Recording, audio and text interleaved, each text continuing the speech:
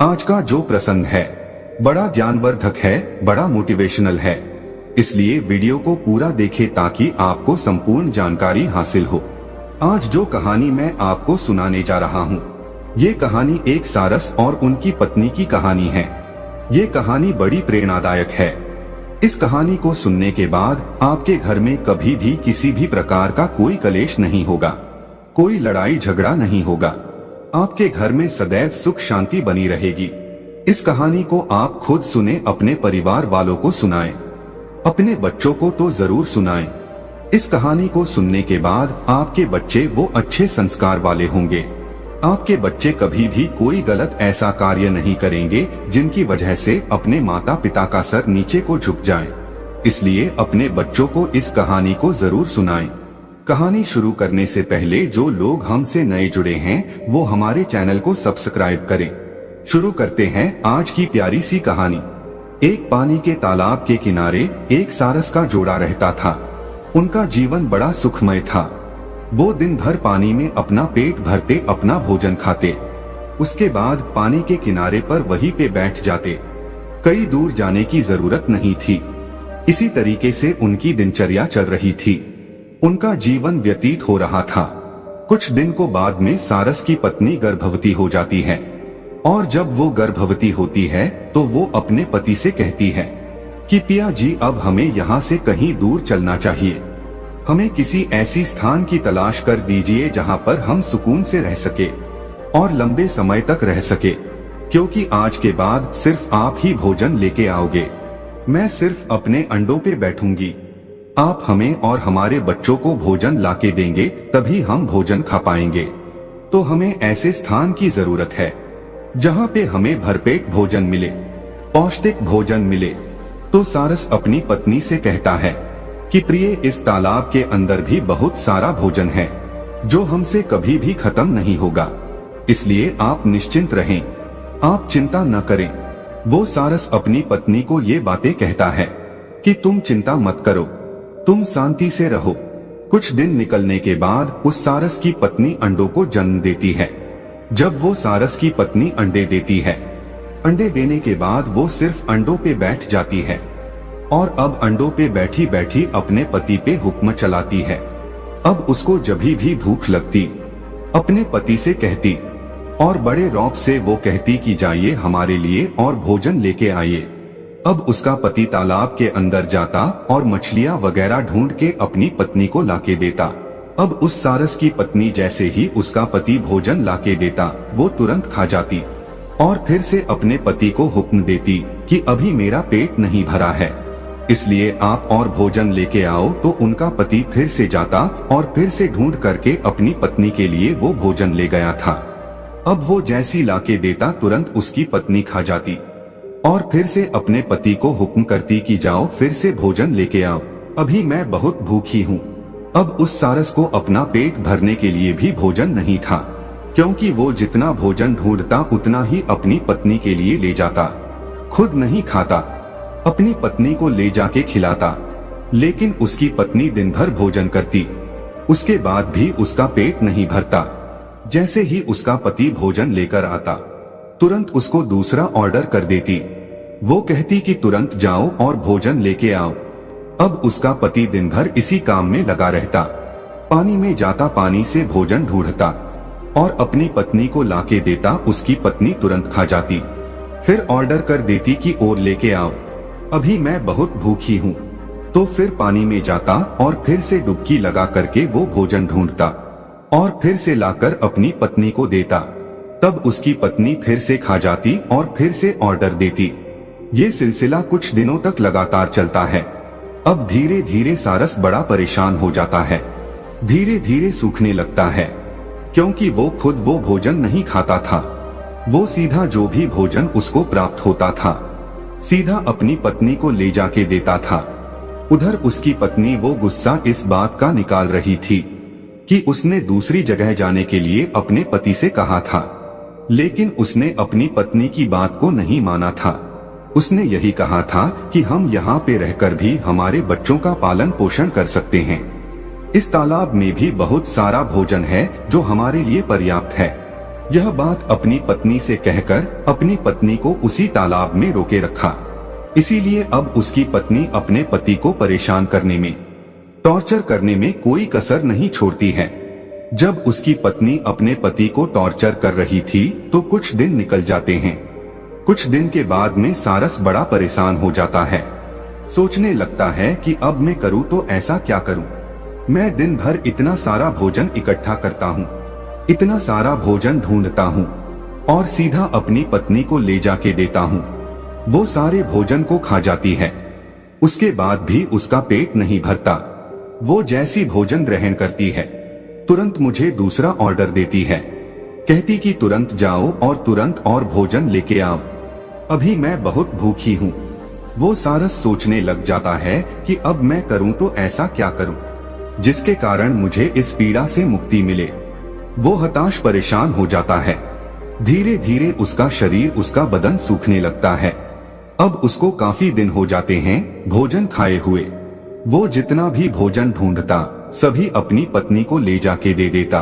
खुद भूखा प्यासा रहकर भी दिन भर पानी में भोजन की तलाश करता और जो भी भोजन उसको प्राप्त होता उसको तुरंत अपनी पत्नी को ले जाके देता।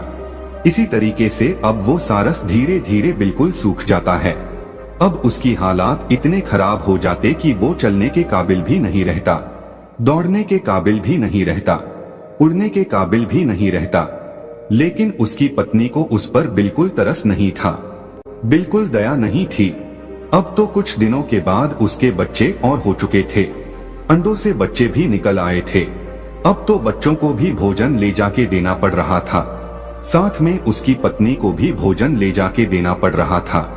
पहले तो वो सारस बीच बीच में थोड़ा भोजन खुद खा लिया करता था, लेकिन अब तो उसके बच्चे भी हैं और उसकी पत्नी भी है।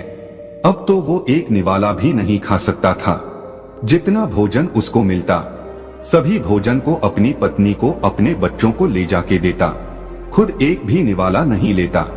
अब धीरे धीरे सारस के हालात खराब हो जाते। अब वो बिल्कुल सूख जाता है, बिल्कुल हड्डियों का ढांचा बन जाता है। कहते हैं ना कि भूखा भजन ना हो गोपाला, ये पकड़ 3 कंठी माला। क्योंकि भूखे रहकर कोई भी जीव जंतु किसी भी कार्य को नहीं कर सकता। इसी तरीके से अब उस सारस की हालत इतनी खराब हो जाती है कि वो नहीं तो चल सकता, नहीं उड़ सकता, कुछ नहीं कर सकता था। अब वो सारस धीरे धीरे हड्डियों के ढांचे में बदल जाता है।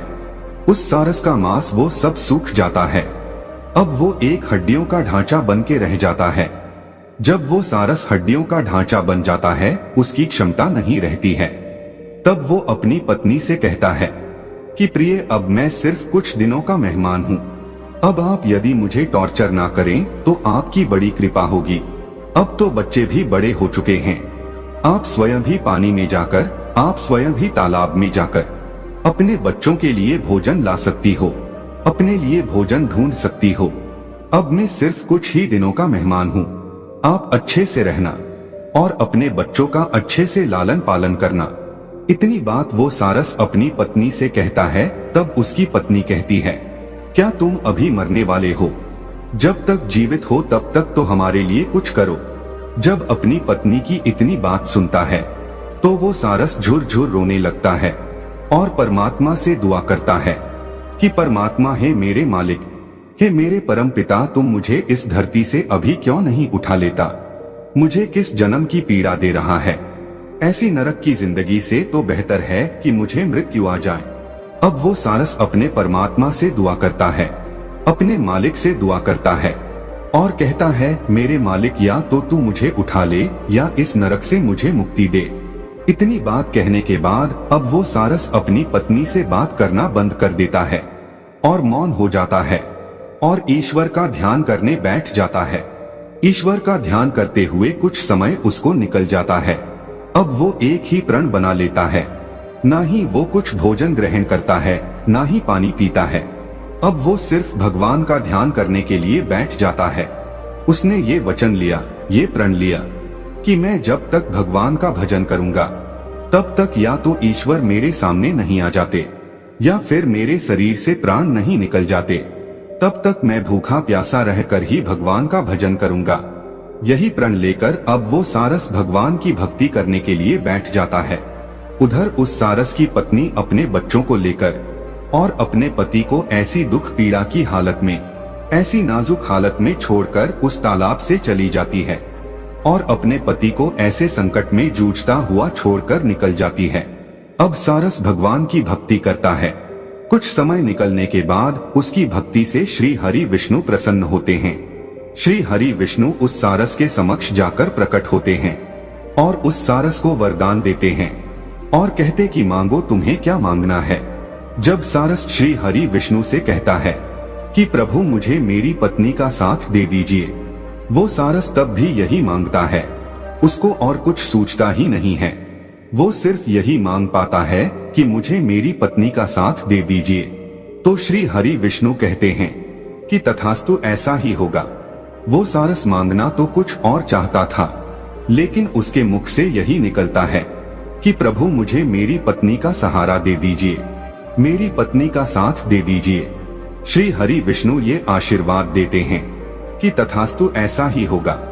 अब वो सारस अपनी पत्नी का सानिध्य पाता है। फिर से उसकी पत्नी उसको मिल जाती है। श्रीहरि विष्णु की कृपा से उसके बच्चे और उसकी पत्नी उसको फिर से मिल जाती है और वो अपनी पत्नी के साथ दुख पीड़ा झेलता हुआ अपना जीवन व्यतीत करता है। और एक दिन ऐसा आता है कि वो सारस मृत्यु को प्राप्त हो जाता है। दोस्तों, आज भी सारस जो है, अंडे देने के बाद कभी भी भोजन लेने के लिए नहीं जाती। वो सिर्फ अंडों पर बैठी रहती है, हमेशा 24 घंटे।